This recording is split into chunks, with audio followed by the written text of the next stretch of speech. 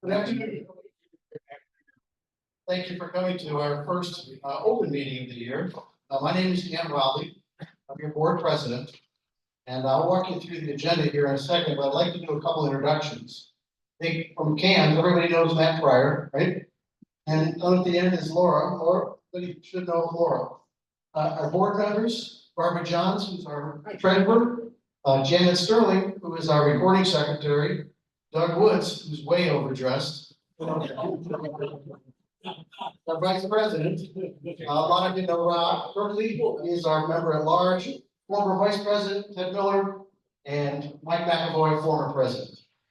So what we're going to do is go through this is a typical agenda that we have at our board meetings. We meet generally every 2 weeks. This is typically what we do. What's not on this list is we approve the minutes from the previous meeting. So minutes for our previous meeting has already been approved. That's why it's not up on the agenda.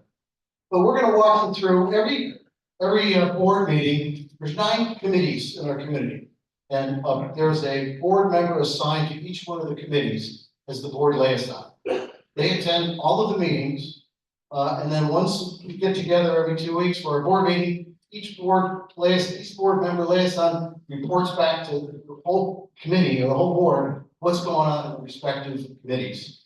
So we found it as a kind of a best practice. Mike started late last year, and it really has given us an opportunity to make sure that all board members have a good understanding of what's going on with all the committees. So with that, we'll do that's the first part. Second part, Matt will do a management report. We go into some unfinished business on the agenda, and then if there's any new items on the agenda, we go over that. So that's typically, it usually takes us about 2 hours. Again, we meet every 2 weeks, sometimes every 3 weeks. If there's something hot going on, we need a special meeting, we will do that. So let's go into the committee reports. First one is the nominating committee. I'm sure everybody's familiar with the nominating committee. The nominating committee has been working very, very hard the last couple of months. They're looking at a better and an easier way to do our board elections. After a lot of investigating and a lot of searching and vetting, they have recommended to the board that we engage with a company called Election Buddy to facilitate electronic voting in the fall. They're working on a communication plan and on education sessions, working with not only the nominating committee, but with our IT people to develop some kiosks and make sure the process runs very, very smooth. Election Buddy is a well-tested company. It's used by CAMS and a lot of other management companies to assist them in the election process in HOAs very similar to ours. So the board approved the recommendation. The nominating committee is working on developing a communication plan, a training session, and all the dates to follow. So stay tuned. Really pleased and proud of what the work the nominating committee has done. So I see a couple of them here. Thanks, guys. And with that, let's go to Janet.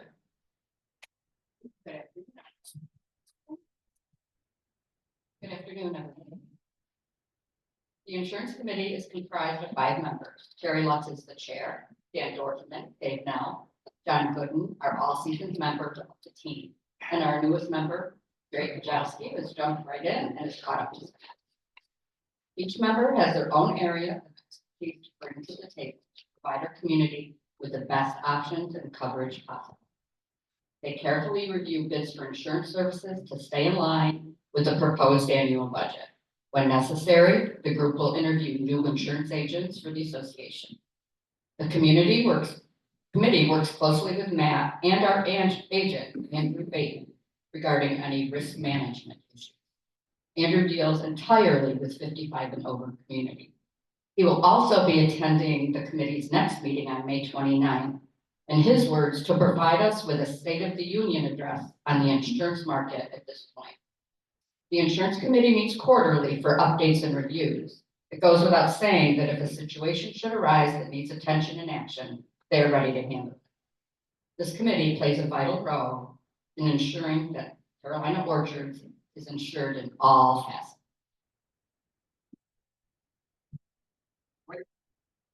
Okay, I'm going to present information on the marketing committee.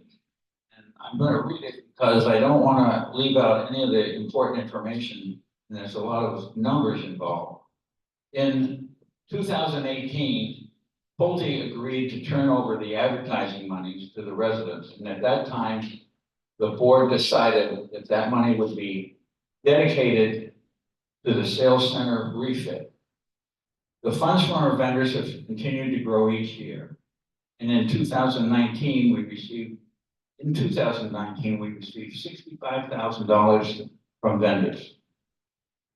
Due to COVID and partly to the sellout of the community, in 1922, the amount received from vendors dwindled to $20,000. We went from $65,000 down to $20,000. In 2023, the HOA board reviewed the income since 2016 and decided to create the marketing committee to boost revenue from the vendors. The committee members selected were Harvey Lapidus, Diane Clancy, Linda Principe, and Mel Griman. Laura Miller was asked to attend the meetings, and they were off and running. The committee spent the first few months redesigning the program and the collateral material to convince companies of the value of becoming a sponsor at Carolina Orchard. The term vendor was dropped in favor of using the word sponsors. The top 3 levels of sponsors are Diamond, Platinum, and Gold. These levels pay between $1,500 and $5,000 annually, and they're entitled to make presentations, attend vendor fairs, and have advertising materials in the new resident income welcome packages.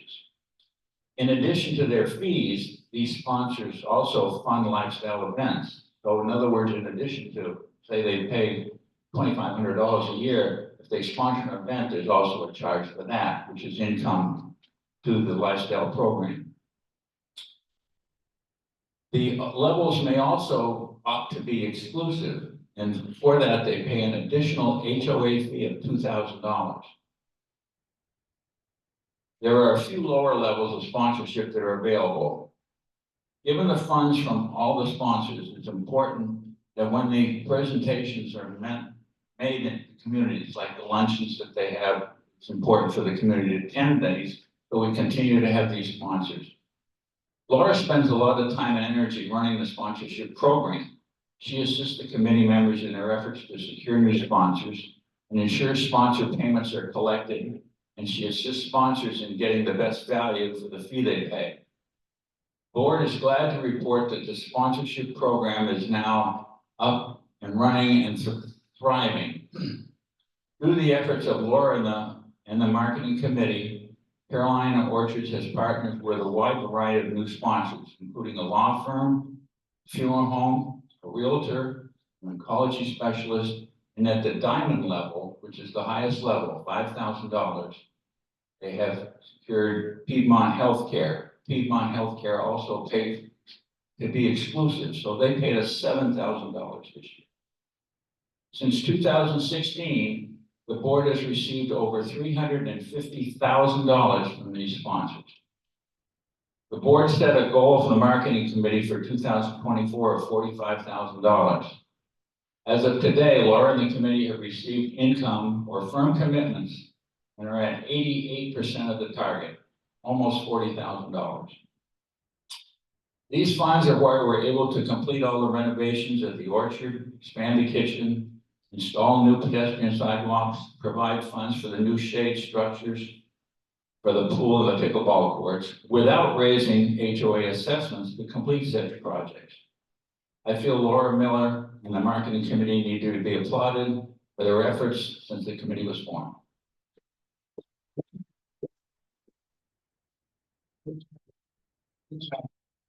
Next, we're gonna hear from Doug.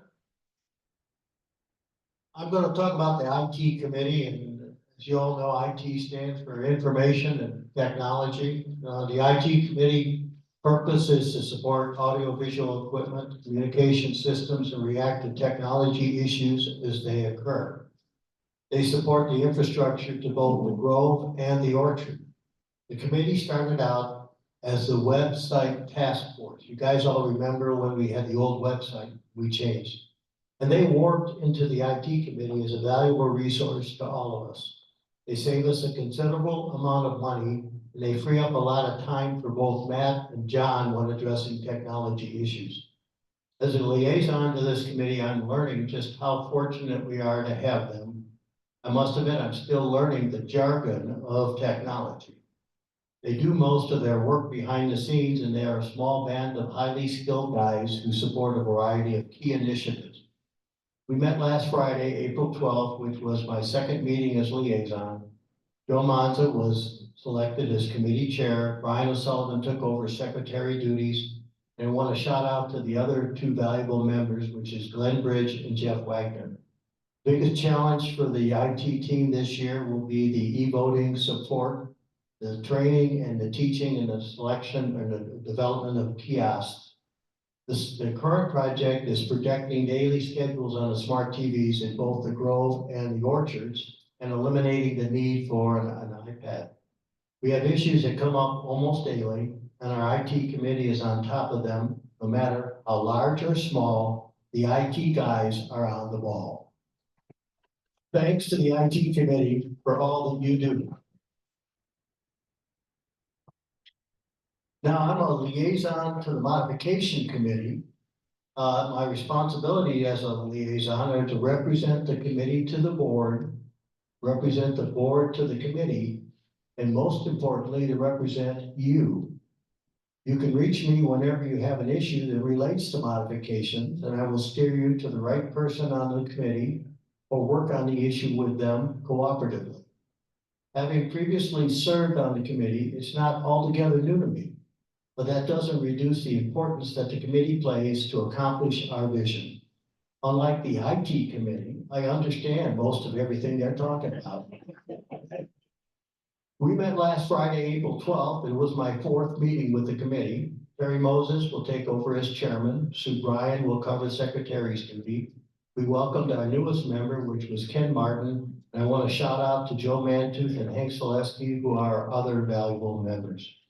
We have 2 open seats on the committee, and we'll be looking for candidates. Matt will post that soon. We established a monthly meeting schedule, but we could meet every month. The popular drop-in session where you get assistance in completing your modification application will also be monthly. Look at your calendar for the first Friday of each month. We reviewed additions to our fast track program and added some so that reduces the committee workload, and the time for response is also reduced. Last year, we had over 350 modification application requests. This year, to the first quarter, we have 95, which means that we're on a pace to beat or exceed last year. Thanks again to this great committee for all they do, and we look forward to the interview process for potential new committee members. Just real quick, a shout out to Joe Musgrave, Bill Oley. He served on the modification committee for a long time. Took a lot of bullets, taking doing the job the hard way. We just wanted to thank you guys for a great effort. Thank you. Thank you, everyone. Wow. Good afternoon, I'm Rob Kirkley, the liaison for the Rules Committee. First, I'd like to thank those members of the Rules Committee. We have Jeff Wagner, who is the chairman, Keith Sterling, Christine Bischofberger, Frank DeLuise, Dave DiNardo, Drake Kajowski, and myself. The Rules Committee is happy to report, with the community being about 8 years old, that the rules and regulations have been stable and working well with minor changes. A recent and notable rule change will be apparent this summer when you'll be able to have a drink in the pool in a non-breakable container. I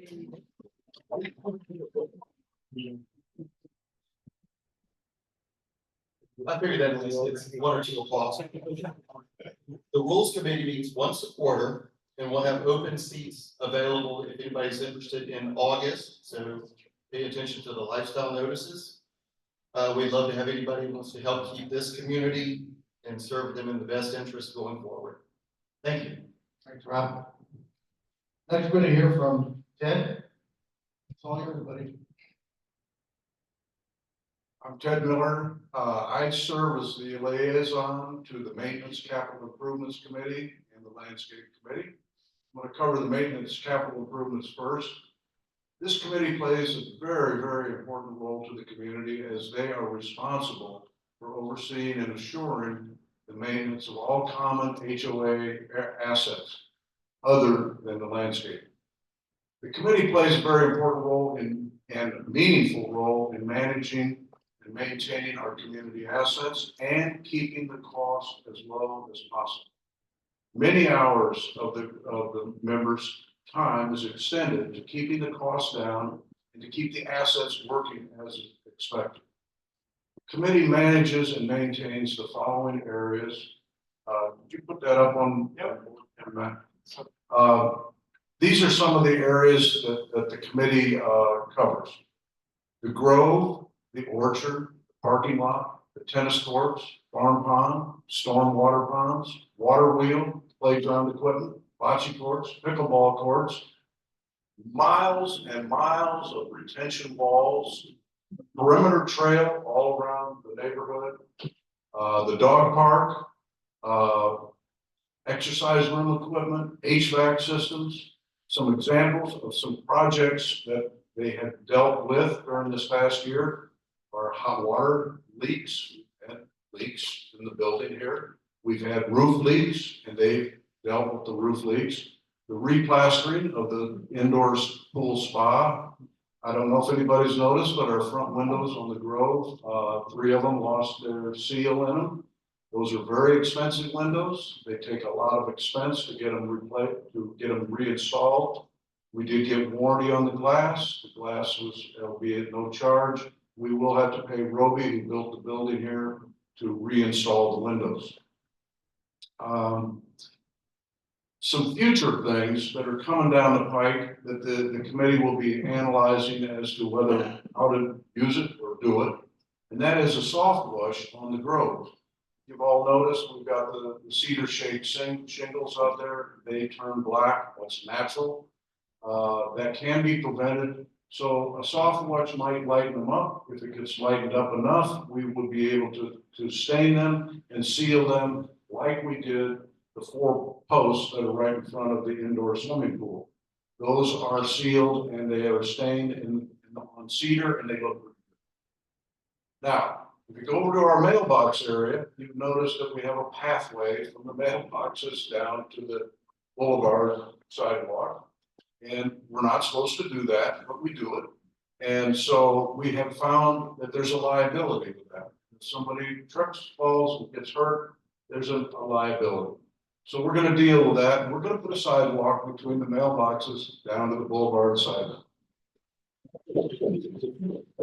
That will come along with some work that we're going to do on the pickleball courts, and we are going to add a bench along the boulevard, approximately halfway between 460 and North Southern. And so those are a couple of items that they are in process of working with right now. The other thing is resealing of the main parking lot. Parking lot needs to be kept sealed. If we don't seal those cracks on a periodic basis, it could be a very, very expensive cost to the association to replace that asphalt. The committee will be assessing the opportunity and feasibility of additional outdoor recreational items, potentially using one of the tennis courts and or the park area behind the playground equipment. Those could be, I say could, nobody said what they're going to be, that they're looking into, because these have been items brought forward to them to consider. Those could be shuffleboard courts, that could be a croquet court, could be a putting green, or it could be a combination of all of them if we use the right amount of area. That is all being looked at on a feasibility standpoint, and we'll let people know more about it as they do the work on it. The next thing that's a big thing for us is the main, our big pool, outdoor pool. It is old enough that the plaster is showing wear, and we may have to re-plaster that pool. That would be within 1 year. We're going to try to make it go 2 years. The good news is the cost for that is in the reserves, so it will not be a capital expenditure. That pretty much takes care of what the maintenance committee worked on. The maintenance committee chairman is Tim Fulton. Hank Zaleski is a member, Don Fowler, Daryl Janik, and Alan Anderson and Keith Sterling. I want to thank them all for all the work they do.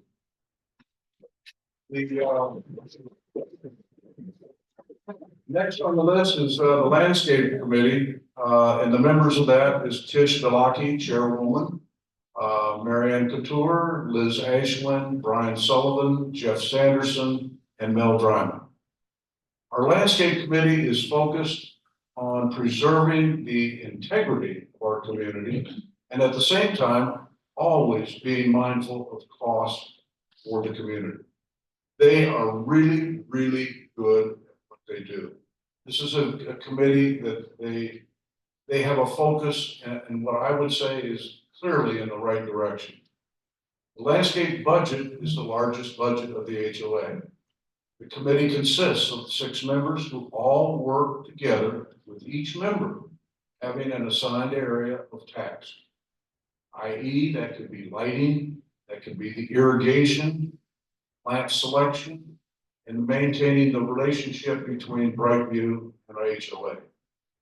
Their commitment is to have Carolina Orchards have a first-class look for the residents as well as any visitor, and alike, as well as bringing the beauty and the longevity to the landscape for the years to come. Here are some things that they worked on in this past year. Keep in mind now, this is a big number. They removed 1,000 dead bushes, having not to have to replace them. Did anybody notice that 1,000 bushes are missing? Well, we got to clip 1,000 of those every year. And we have all these other bushes, and that's a really big expense that is not a part of our contract with Brightview. That is an additional expense. So they're really doing a good job of trying to find where they can. We've got the maturity of so many plants that maybe having all the bushes at every location all of the time is not as necessary as it has been when it was a younger neighborhood. So they did a good job on doing, removing the dead bushes. They've enhanced the lighting. If anybody noticed, for a long time when you came to our neighborhood, you could barely see our name on the marquee signs. That would be a pretty good sized expense if you replace all the fixtures, and we got bids to do a lot of things like that. What they found was, let's just go replace the bulbs in front of the signs. Put a higher wattage in there and see if the transformers can handle it. They did it and it worked. It saved thousands of dollars. And now we have a little better lighting on the signage. They made major repairs to our irrigation system. Keep in mind, when the irrigation system goes down, that's not wait and see what happens. We got to get on it right away. And we have people on that committee who deal with that. The bushes. We've added colorful bushes that require less maintenance around the pavilion area and around the grove. There's a big savings by replacing some flowers with colorful drought-resistant bushes. And that, I don't know if anybody's ever dealt with the fact that these flowers, the amount of flowers that we were using, you're getting up and approaching the $30,000 a year cost. Well, if you can cut that back in half or more, that's a big savings to the community. At all times, this committee focuses on doing research on what's the best for the community. How can we keep the cost down? And they really do approach it that way. So in closing, I would say the Carolina Orchards committees, and that goes for all of our committees, play a very valuable role in keeping the community beautiful, running efficiently, and at as low a cost as possible.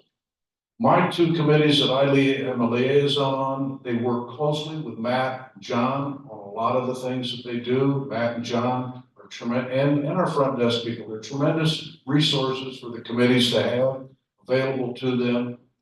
Our committee members do put in many hours of their time researching and managing these areas. So at this point, as I think we've already had one of them, Doug has said, I'd like to thank all of our committee members for the work that they do. They are a truly community valued resource. Thank you, Jerry. Next, we're going to Barbara John on the finance committee. Well, that was a good segue from all the details that Ted provided. I am happy to report that our HOA continues to maintain a strong financial position. As of March 31st, our operating cash was about 140,000. Replacement reserve fund just over 1.7 million. And a resale fund, which comes from homes being resold in here, about 266,000. And a project and capital improvement balance of 263,000, although some of those funds are already earmarked for projects such as the shade structures and other things. Most of the above balances are invested in CDs at highly rated banks to keep the risk low, and at interest rates all currently above 5%. So we're very fortunate to be in this interest rate environment. Also, the annual audit is underway with our CPA firm, Davies and Goldstein, and it's nearly complete. Some good news from previous years. In 2023, we earned nearly $65,000 in interest income. So that's very good from previous years.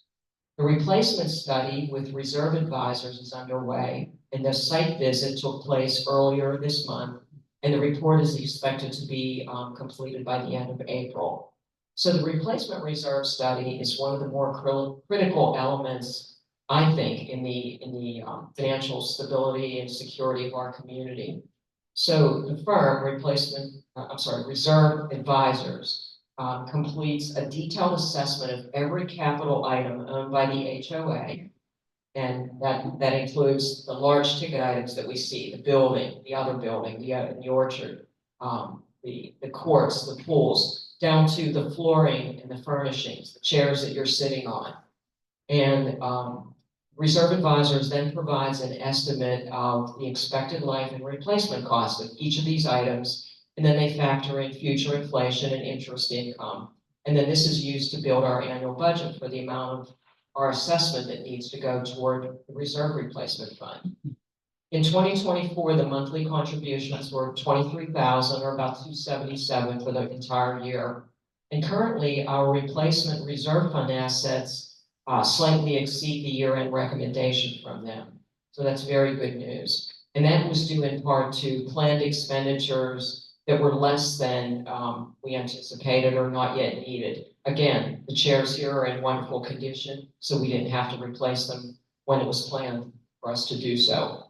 In 2024, about 75,000 is allocated or budgeted for replacement items, but the actual spending may be less. So our solid financial picture is the result of hard work by Matt Pryor, the CAM's back office accounting staff, and to our very capable finance committee, a lot of whom I see in the room. Adam Monk's chair, Margaret Shapiro, assistant treasurer, who does a detailed look at every account monthly. It's a lot of accounts. We thank her. Thomas Doty, Jack Mitchell, I see Bob Simon, and the newest member of the committee, Dawn Porter. Also, an acknowledgement to the previous boards and previous finance committees who provided our community with such a solid foundation to build upon.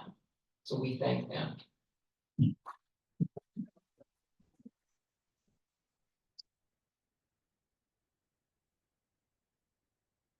Thank you, Barbara. So I'll piggyback on what Ted said. The best communities really have the best committees, and we really are lucky to have all the talent that we do out here in this community. I know every November, CAM sponsors a committee appreciation breakfast.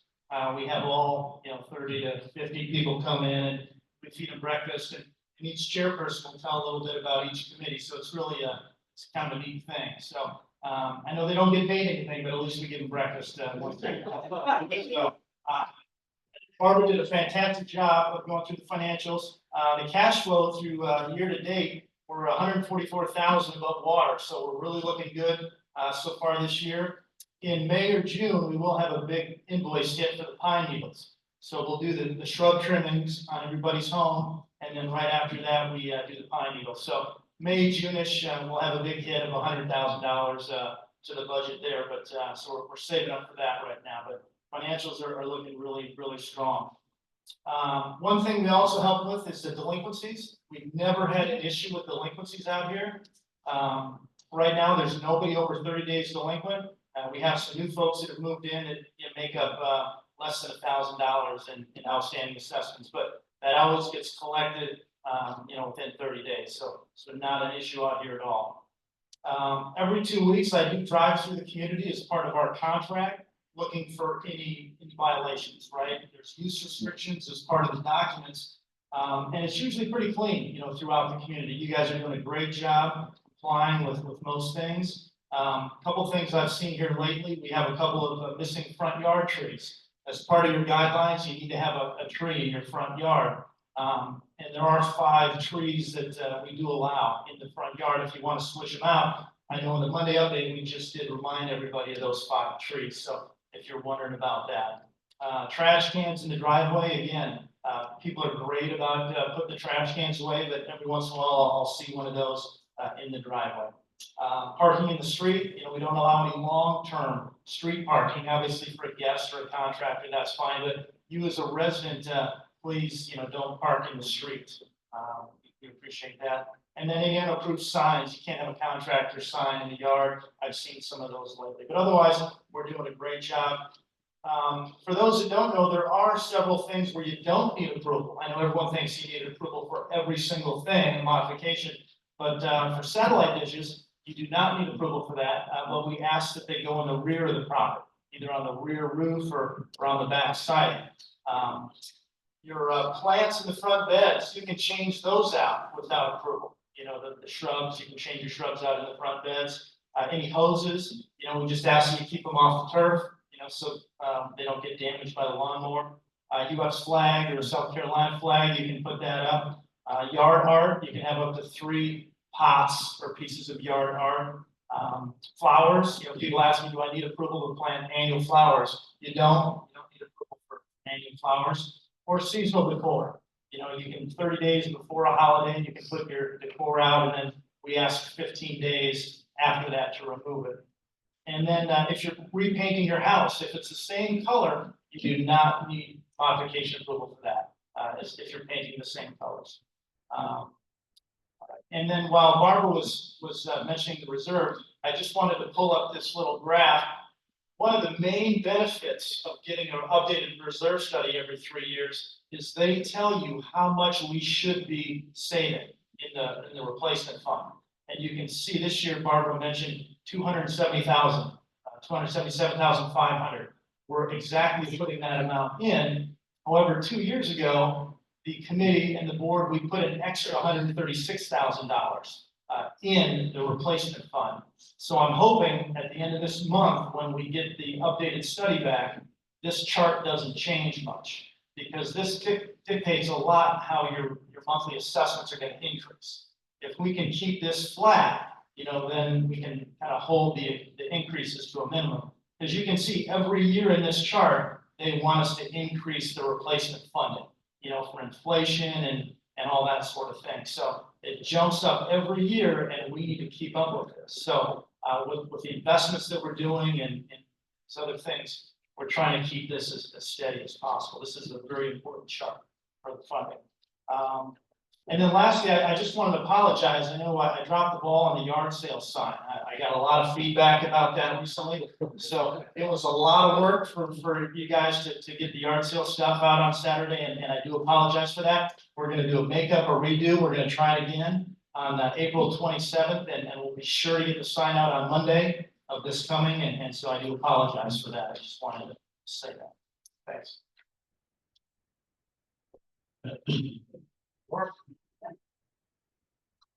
All right, so I'm gonna do a wide variety of things for the lifestyle program, starting with lifestyle events and our budget thus far. We have a full calendar. Any given month, we're averaging about just 12 lifestyle events, and that's just what I'm doing. That's not even clubs and groups, villages. And in April, we have 18 events on the calendar. So my goal is to create a wide variety of events of programming so that everybody can enjoy something. Just some examples of entertainment that I have booked or is coming. A lot of sit and watch entertainment. So you got your magicians, your comedians. We have unique events. In May, we've got a glow in the dark mini golf gonna happen. So that will be a kind of a fun experience for everybody. We also have nationally touring events coming. So Jeff Gordon, the variety show, chairman of the board, will be here in June. Magician Brian Saint, who won Penn and Teller's show twice. A comedian, Alan Shabowski. We've got obviously our dance or our band nights. I try to do a mix of free and ticketed events. We of course have all of our sponsors and their informational seminars, just gathering and socializing events, watch parties, games, karaoke, bingo, pool events. I mean, you name it, it is going on our calendar. So, and then as always, I host my Lifestyle with Laura quarterly. I did have to reschedule the one from April 9th because my child was sick. The next one will be on April 27th, is not 24th. Should be a Wednesday, the 24th, April 24th. So bring your ideas so that we can make sure that the lifestyle program is well-rounded for everybody. And of course, my goal is to reach that break even spending and income. So year to date, our 2024 budget income, we've brought in $14,516.66. And we've spent $15,387.88. So right kind of adjacent to that break-even budget. That leads us to the amenity space. So with all these events, we were very lucky to open up the Orchard building. We had our big grand opening on February 2nd. That's alleviated some of the space issues that we had here at the Grove. And it's offered kind of a different, unique atmosphere for some of our more private groups to have that quieter space over there. So that's been amazing. With that, more groups, what we call resident groups, have formed, which is fantastic. And you know, our calendar is kind of like a live organism. It is constantly changing. We work really hard, and I just want to give a big thank you to the front desk staff, Brandy, Scotty, Karen, and Tracy, who work really hard to make sure that the calendar is a flowing document. And a huge thank you to John, who is constantly working with me to figure out setups and teardowns and how things can fluctuate from a Friday night to a Saturday night to a Monday morning. So just a big thank you. If everyone could give a round of applause to our front desk staff. There's a lot of behind the scenes that some people don't see that makes all of these room setups happen for you. So, and I apologize, Matt, I'm gonna skip. I'm changing over to my clubbing group there. Yeah, thanks.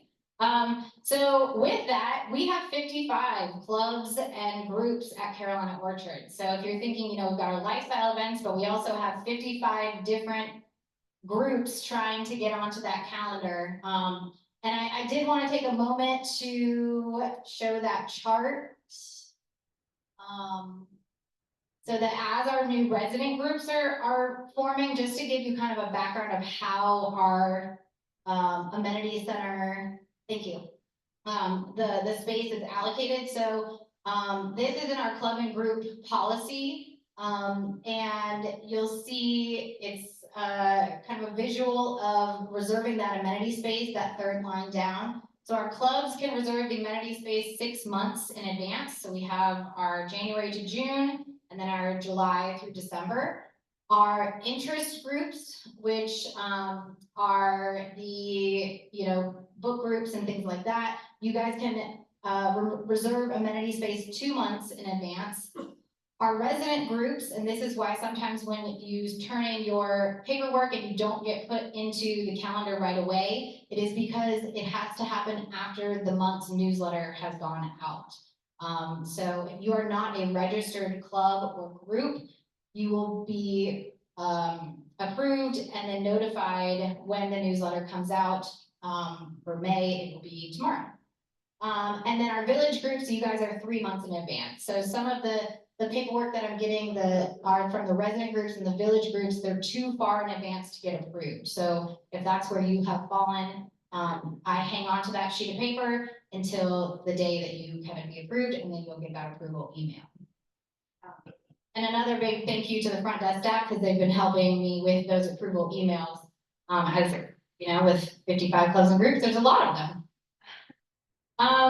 And then I'm gonna switch back to, we've updated a lot of our documents for the lifestyle programming, thanks to Barbara Johns here, who's been helping me look through all of those documents and kind of get rid of the verbiage that no longer applies. You know, some of those had verbiage from when Pulte was here, and she's been amazing in helping me with that. So we have updated the special events form, so that's your clubs and groups when you fill out that special event form. We've updated that in the last year. We did a big revamp of the private rental form, and a big thanks to Rob Kirkley, who's also kind of partnering with that.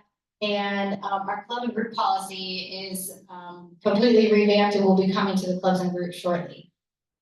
So that's been a great update to the lifestyle programming. And then I'm going to switch over to the fitness program. We launched that new fitness program in July of 2023. We have 17 classes each week here in the Peach Room. And as you know, or if you don't know, it is $5 to each of those instructors. And we will be sending out a yearly program survey. So 1 year from the start date, which will be July 2024. Keep an eye out for that, just to kind of see yearly how that program is functioning and how we can make any changes if needed. And then just to kind of piggyback on what Mike said about the sponsor and advertising program, we have 30 different sponsors in that sponsorship program. So, you know, again, a huge thank you to the front desk staff and John for being able to help me manage all of those, and the committee has been a huge help in keeping all of those sponsors happy. We actually had our most attended vendor fair this last Friday. We had 29 businesses represented. And our sponsors this year have been more active in sponsoring lifestyle events than they ever have been before. So big thank you to the committee for really being that front line and helping me manage all of those sponsors. And then lastly, just communication. Make sure to look at the online website, the Lifestyle Link website. That is going to be the most updated information for any room assignments or anything like that. And then obviously Monday updates and Can Blast will be your next set of informational pieces. We do have the Lifestyle newsletter, and the club and group newsletter comes out the second to last Wednesday of each month. Those will come out tomorrow. Some exciting additions to that Lifestyle newsletter are the board briefs and the committee spotlights. So that's a fantastic resource. There is a wealth of knowledge and information readily available to you in all of these functions. So just make sure that you take a look at those. And of course, our doors are always open. We're always willing to help accommodate. You know, we obviously just want to be met with kindness and grace, as we will always meet you with kindness and grace when you need accommodations from us.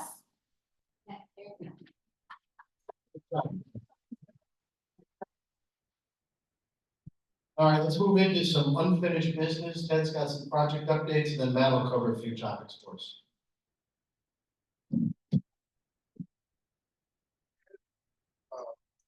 If you would refer to the Orchard building, my comment on that is we got that damn building done. And I would say, I think everybody who has experienced the use of the building now, that's gonna be a wonderful asset to the whole community. We stayed away from spending too much. Matter of fact, I would say, I think we were approximately half of what had been originally budgeted for it. We added the sound reducing into the ceiling, so that when you go into that big community room, you can actually hear the people in there talking to you who might be right next to you. So that's a big thing. We put that into the different meeting rooms as well. So that is now an improved environment for holding meetings in there or any sessions that are done in there. The use on the building, Laura, wouldn't you say it's growing? Yeah.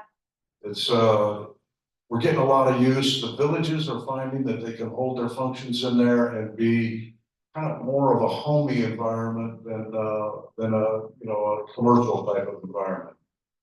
The Willow and the Oaks room, they are once again throwing us some challenges. Our engineer, who we have to have an engineer's plan before the city of Fort Mill would allow us to do any work. The engineers come back and throw us a big curve. They want us to dig a couple of 4-foot holes out here in the hallway and put in footings in order to support walls for a roof to go on top. That is, we do not know the exact cost on that. Our contractor is preparing to give us information on what that might cost, but it could be relatively significant. The footings are just real important. The engineer's comment is, I don't know what you people might put up on that roof 10 years from now. And if it's too much, too heavy, and it collapses, I'm the responsible party. So the engineer will not give us a report without having, and allow us to do it without having footings. Looking into the costs, we also are considering disruption. That, if we have to put the footings in, that will be disruptive to this facility for several days, maybe a week or so at a time. Those are all going to be considerations. So what I would say to you is that the board is going to give this a reassessment. And the reassessment will be based on, do we really need to cap the roofs, or can we live without capping the roofs? That's the question. Do I have the answer to that? I do not have the answer to that. I would just say to you that that'll be the next step. Thank you, Ted. Shade structure, so we touched on that a little bit earlier. So we had mentioned that we have about 260,000 in that bucket, that capital project bucket, but 60,000 of that is pretty well spent. It is spent on the shades. So if you look at the parking lot on the south side of the parking lot, you'll see this construction material, and that's the steel post for the shade structure. So it is on site. Even behind the pool, there's some additional shade fabric. So all we're waiting on is for the town to approve the footings. So that we're in the permitting process with the town of Fort Mill. So they're slowing us down a little bit again. But we're hopefully May 1st is the deadline I gave. I want to see the shade up, for the pool open. So that's what we're looking at. But materials are on site, just waiting for the town, and then we'll get the footings going and the shade will be up. So a 30 by 15 on the pool deck, and then there's one also behind the pickleball courts out there.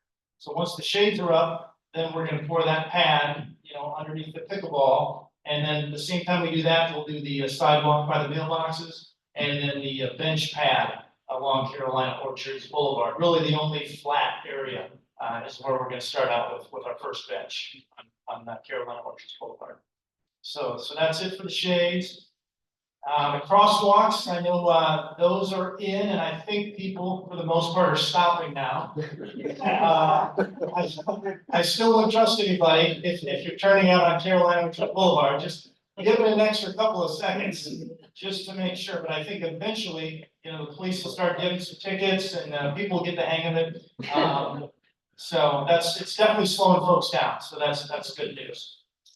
And then we've already touched on the reserve study a little bit, waiting to get that report back. Once I get it back, then we'll have 90 days to kind of make any final tweaks to it. I know the finance committee, they're digging into it, the maintenance capital improvement committee, we're all digging into that. It's a very important planning tool for the association. So very, very big piece. So we will post it once it's done on the website, just like the current one is on the website. You guys can look.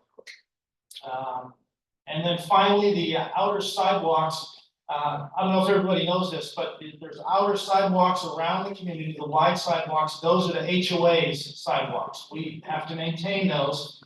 The town will not take those over as of right now. I've asked the town to take them. They will not. they said eventually they might do a trail system, or they're working on a Fort Mill trail system. And so they were looking at maybe taking the one along Springfield as part of the Fort Mill Trail, but, that's, I don't know, we'll wait and see how that goes, but, we're having an engineer that comes out in April. Summit Engineering looks at all our retaining walls, just to see, make sure they're all in good shape. Because if you look in that replacement study, 40 years from now, there's $1.2 million set aside for retaining walls. So it's one of our biggest expenses, going forward. So every year we make sure those are in good shape. We're also going to have a look at the sidewalks on the way to the dog park. They don't look great. So we're just gonna have him take a peek at those when he's out this month doing that. So and then the last good bit of information, I did hear from, the developer across the street. They will be putting a sidewalk from our concrete path on the corner to the crosswalk. So they will be doing that. So there'll be a way for us to get from our sidewalk to the crosswalk, then to walk over to Harris Teeter over there. So that will be happening. So. All right, that's all I have. Great. The last item on the agenda is the resident sign up. Do we have, you want to speak? Okay. We're all happy. It's great to hear. With that, I'll ask the board, do I have a motion to adjourn our meeting? Second, I'll stop there. all in favor? This meeting's adjourned. Thank you.